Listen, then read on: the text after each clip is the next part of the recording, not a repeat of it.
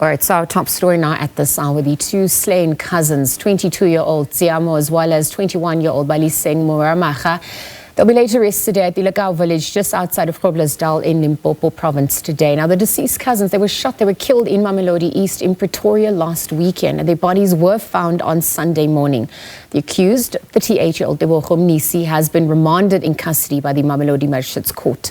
Now, Baatseba Mabowa is standing by with the latest as that funeral gets underway. Baatseba, a very good morning. Obviously, family and friends alike are really coming out to pay their last respects. And as the suspect has been apprehended, we're obviously looking at justice being served as well. There's still so many more questions lingering around the case, and perhaps as these two family members were slain. Talk to us about, how they are going to be remembered and currently what is transpiring as that funeral gets underway.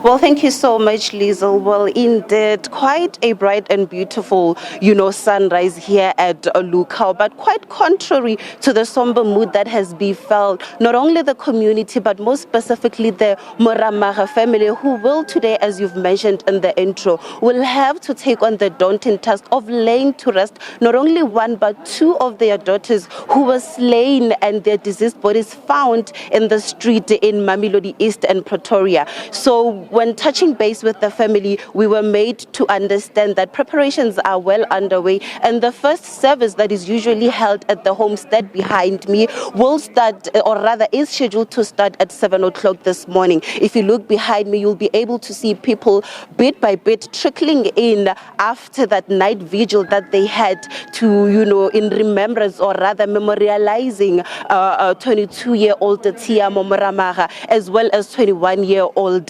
Baleseng Moramaga. We understand that the first service will be held here, but what we also are still waiting for is that arrival of that convoy, particularly accompanying those two hearses that will be bringing the mortal remains of Tshiamo and Baleseng. You would understand that ordinarily those mortal remains would have made their arrival here yesterday rather in the afternoon ahead of that night vigil. But what we are observing here is a practice of a particular custom in some cultures where it is believed that if an individual or individuals pass away in a tragic manner, as we've seen with Tshiamo and Baleseng, it is believed that their mortal remains cannot enter their homestead, as they believe that, or rather the belief system behind that is that that can create a domino effect that could lead to the family actually experiencing similar occurrences even in the future.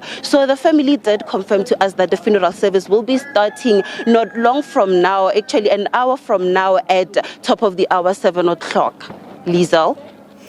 All right, Baatseba, thank you so much for bringing us that update. I know that we are going to be monitoring that funeral throughout the day as it continues. But of course, Tshiamo and Baleseng Moramaga, they're going to be laid to rest today. The 21-year-old and the 22-year-old obviously were killed. They will be laid to rest outside Luckau village. That's in Groblersdal in Limpopo. Let's monitor those developments alongside Baatseba as it continues.